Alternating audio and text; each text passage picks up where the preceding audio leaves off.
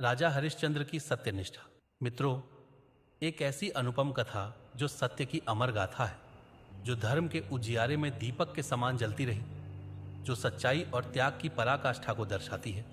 यह कथा है अयोध्या के महाप्रतापी और धर्मपरायण राजा हरिश्चंद्र की, जिनकी सत्यनिष्ठा और न्यायप्रियता इतिहास में अमर है। अयोध्या के सूर्यवंशी राजा हरिश्चंद्र, जिनका नाम ही धर्म का प्रतीक था, एक ऐसे सम्राट थे जिनके राज्य में कोई भी दुखी न था। प्रजा उन्हें पिता के समान मानती थी। वे न्यायप्रिय थे और उनकी न्याय की गूंज देवताओं तक पहुंचती थी। कहते हैं उनके दरबार में कोई भी अन्याय नहीं पनप सकता था, कोई भी असत्य टिक नहीं सकता था। पर क्या होता है जब स्वयं सत्य की परीक्षा ली जाती है? क्या होता है जब विधाता स्वयं राजा के सत्य की कसौटी करता है? यह वही कथा है जहां राजा हरिश्चंद्र ने सत्य और धर्म के लिए अपना सर्वस्व त्याग दी। एक दिन की बात है, राजा हरिश्चंद्र अपने राजमहल में थे। तभी एक स्वप्न आया। उस स्वप्न में महर्षि विश्वामित्र प्रकट हुए और बोले, राजन, तुम्हें अपना समस्त राज्य मुझे दान देना होगा। क्या तुम अपने वचन का पालन करोगे? राजा हरिश्चंद्र का हृदय तो सत्य का मंदिर था।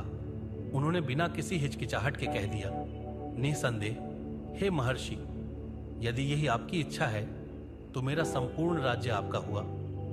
स्वप्न समाप्त हुआ, परंतु अगले ही दिन महर्षि विश्वामित्र स्वयं राजमहल पहुंचे। वे मुस्कुराते हुए बोले, राजन, तुमने स्वप्न में जो वचन दिया, क्या उसे निभाओगे?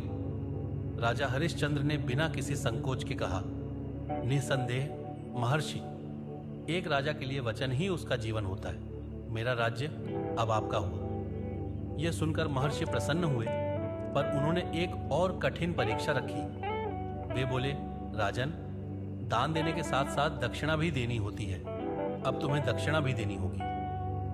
राजा हरिश्चंद्र ने विनम्रता से कहा, हे महर्षि, मैं अपनी हर वस्तु आपको अर्पित करने को तैयार हूं, कृपया बताइए दक्षिणा कितनी देनी होगी?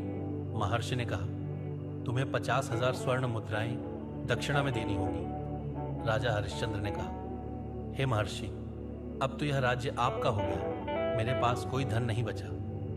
महर्षि मुस्कुराए और बोले, यदि धन नहीं है तो उसे अर्जित करो, लेकिन जब तक दक्षिणा पूरी नहीं होती तुम इसे चुकाने के लिए तत्पर रहोगे। अब राजा हरिश्चंद्र अपनी रानी तारामती और पुत्र रोहिताश्व के साथ राज्य छोड़कर वन की ओर निकल पड़े। विपत्ति का प्रारंभ अयोध्या का वह सम्राट, जो अपने सिंहासन पर बैठकर न्याय करता था, आज स्वयं एक भिक्षुक बन चुका था। राजा, रानी और उनका पुत्र जंगलों में भटकने लगे। वे भूख और प्यास से पीड़ित होने लगे, परंतु राजा हरिश्चंद्र का मनोबल अडिग था। कई दिन तक वे इसी तरह भटकते रहे, परंतु दक्षिणा चुकाने का कोई उपाय नहीं दिखा।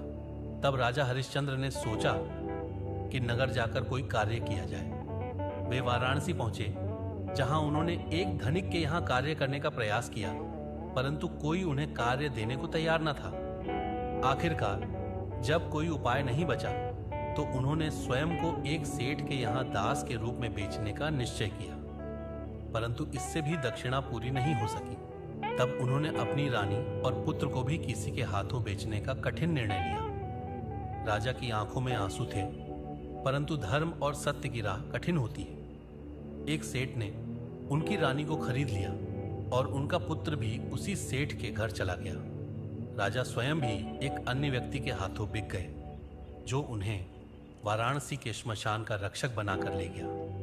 अब राजा का कार्य यह था कि वह श्मशान में जलने वाले मृतकों की देखरेख करे और अंतिम संस्कार कराने आए लोगों से कर वसूले।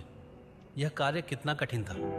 जो राजा कभी महलों में रहता था, वह अब श्मशान में निवास कर रहा था। पीड़ा का चरम रानी तारामती अब सेठ के घर एक दासी थी और उसका पुत्र रोहिताश्व भी एक सेवक के रूप में कार्य कर रहा था। भूख, पीड़ा और दुख ने उन तीनों को घेर लिया था। दिन बीतते गए और एक दिन ऐसा भी आया जब रानी तारामती का पुत्र रोहिताश्व गंभीर रूप से बीमार हो गया। वह दुर्बल हो चुका था और अंततः उसकी मृत्यु हो गई। रानी तारामती फूट फूट कर रोईं, परंतु अब उन्हें अपने पुत्र का अंतिम संस्कार कराना था। वह अपने पुत्र के शव को लेकर श्मशान पहुंची। उस अंधेरे श्मशान में जलती चिताएं थीं और वहीं राजा हरिश्चंद्र खड़े थे।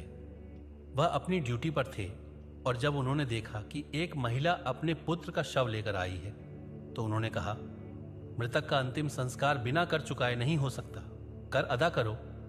रानी तारामती ने सिर उठाया और देखा कि सामने उनके पति खड़े हैं। वह रो पड़ी और बोली, राजन, यह हमारा ही पुत्र है, क्या आप मुझसे कर लेंगे? राजा का हृदय चीत्कार कर उठा, आंखों से आंसू छलक पड़े, परंतु वह धर्म से डिग नहीं सकते थे। वह बोले, हाँ, कर तो देना ही होगा। मैं राजा हूं तो अपने धर्म का पालन करूंगा। रानी के पास कोई धन न था।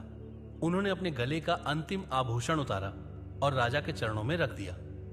यह दृश्य देखकर स्वयं देवता भी व्याकुल हो उठे। सत्य और धर्म की यह पराकाष्ठा थी। तभी स्वर्ग से देवताओं ने प्रकट होकर राजा हरिश्चंद्र की परीक्षा समाप्त कर दी। महर्षि विश्वामित्र भी प्रकट हुए और बोले, राजन, तुमने सत्य की पराकाष्ठा को सिद्ध कर दिया। तुम्हारा राज्य, तुम्हारी कीर्ति और तुम्हारी सच्चाई अमर रहेगी। तुम्हारे पुत्र को जीवन दान दिया जाता है। देवताओं के आशीर्वाद से रोहिताश्व पुनर्जीवित हो गया और राजा हरिश्चंद्र। मित्रों, आपने सुनी राजा हरिश्चंद्र की अद्भुत कथा, जहां उन्होंने सत्य और धर्म की रक्षा के लिए अपना सर्वस्व त्याग दिया। अपना राज्य, अपना परिवार और अपनी समस्त सुख सुविधाएं खो दी, लेकिन सत्य के मार्ग से कभी विचलित नहीं हुए।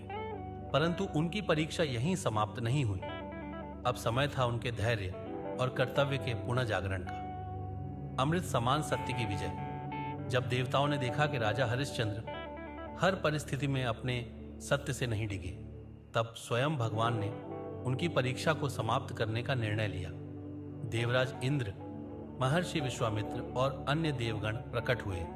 महर्षि विश्वामित्र बोले, राजन, तुमने अपनी सत्य निष्ठा और धर्म के प्रति अटूट विश्वास का प्रमाण दिया है। तुम्हारी यह परीक्षा अब समाप्त होती है। तुम्हारे सभी कष्ट समाप्त होते हैं। देवराज इंद्र आगे बढ़े और आकाश से एक दिव्य जलधारा प्रकट हुई जो रोहिताश्व के मृत शरीर पर गिरी। और देखो, चमत्कार हुआ। वह नन्हा राजकुमार जो मृत्यु को प्राप्त हो चुका था, अब पुनः जीवित हो गया। उसकी आंखें खुल गईं, शरीर में प्राण लौट आए और उसने माता पिता को पुकारा, मां, पिता। रानी तारामती की आंखों से अश्रु बह निकले। उन्होंने अपने पुत्र को गले लगा लिया और राजा हरिश्चंद्र स्तब्ध रह गए। यह किसी स्वप्न से कम नहीं था। तभी महर्षि विश्वामित्र ने आगे बढ़कर कहा, राजन, यह तुम्हारी महानता और सत्यनिष्ठा का परिणाम है कि देवताओं ने स्वयं तुम्हें आशीर्वाद दिया है। तुम्हारा राज्य भी अब पुनः तुम्हें प्रदान किया जाता है। और फिर चमत्कार हुआ। देखते ही देखते अयोध्या का दिव्य राज्य आकाश से प्रकट हुआ। महल, सिंहासन, नगर, सब कुछ वैसे ही था जैसा पहले था। प्रजा हर्षोल्लास से जयकार करने लगी। देवताओं ने राजा को आशीर्वाद दिया और अदृश्य हो गए। पुनः अयोध्या में स्वागत। राजा हरिश्चंद्र, रानी तारामती और राजकुमार रोहिताश्व अब पुनः अपने राज्य की ओर लौटे। जब वे अयोध्या पहुंचे तो समस्त प्रजा ने उनका भव्य स्वागत किया। नगरवासियों ने पुष्प वर्षा की, मंगल गीत गाए और पूरे नगर में आनंद की लहर दौड़ गई। राजा हरिश्चंद्र पुनः अपने सिंहासन पर बैठे। अब वे और भी अधिक न्यायप्रिय, अधिक विनम्र और अधिक करुणामय हो गए थे। उन्होंने अपनी प्रजा से कहा, हे प्रजाजनों, इस जीवन में सत्य ही सबसे बड़ा धर्म है। मनुष्य को चाहे जितनी भी कठिनाइयां सहनी पड़े, किंतु सत्य के मार्ग से विचलित नहीं होना चाहिए। जो व्यक्ति सत्य की रक्षा करता है, स्वयं देवता उसकी रक्षा करते हैं। प्रजा ने उनके वचनों को हृदय से स्वीकार किया। सत्य की अनमोल शिक्षा। राजा हरिश्चंद्र का जीवन केवल उनका व्यक्तिगत संघर्ष नहीं था, बल्कि यह संपूर्ण मानवता के लिए एक संदेश था। उन्होंने यह सिद्ध कर दिया कि सत्य की राह कठिन हो सकती है, परंतु अंततः विजय सत्य की ही होती है।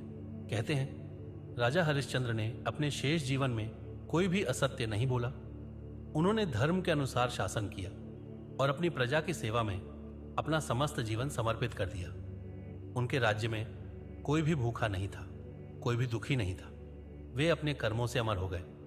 और मित्रों, यही है सत्यनिष्ठ राजा हरिश्चंद्र की कथा, उनकी सत्य की परीक्षा, उनका बलिदान और अंत में उनकी विजय।